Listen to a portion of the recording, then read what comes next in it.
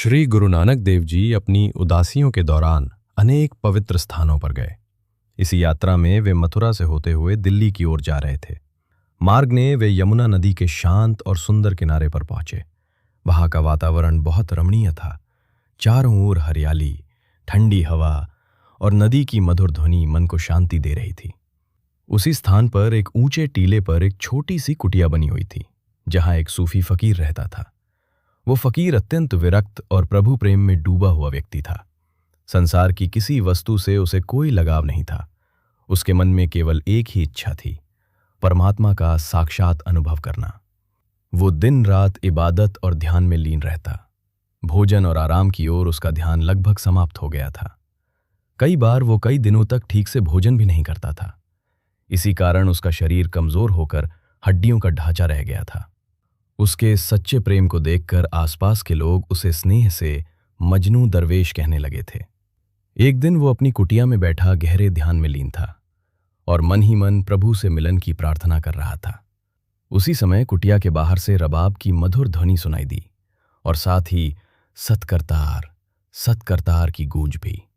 दरवेश ने उठकर द्वार खोला। सामने दिव्य तेज से आलोकित स्वरूप में गुरु नानक देव जी खड़े थे। उन्हें देखते ही उसकी आंखों से आंसू बहने लगे।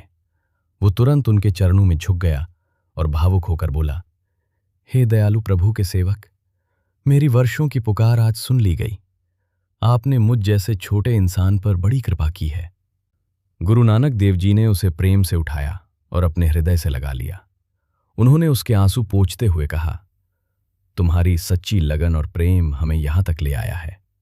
जहां ऐसा निर्मल प्रेम होता है, वहां आना हमें भी आनंद देता है। फिर गुरुदेव ने उसके सिर पर हाथ रखकर उसे आशीर्वाद दिया।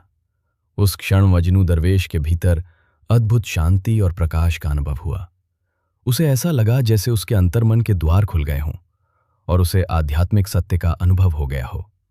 मजनू दरवेश ने विनम्रता से निवेदन किया कि गुरुदेव कुछ समय वहीं ठहरें।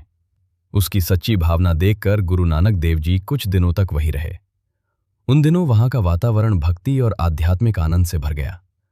दूर दूर से लोग गुरुदेव के दर्शन और उनके उपदेश सुनने के लिए आने लगे। इस प्रकार मजनू दरवेश की सच्ची भक्ति सफल हुई। उसकी वर्षों की साधना रंग लाई और उसे वो आध्यात्मिक अनुभव मिला जिसकी वो लंबे समय से प्रतीक्षा कर रहा था।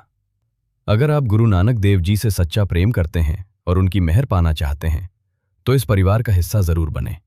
सब्सक्राइब करें और कमेंट्स में धन गुरु नानक लिखकर अपनी हाजिरी लगाएं। वाहेगुरु जी का खालसा, वाहेगुरु जी की फतेह।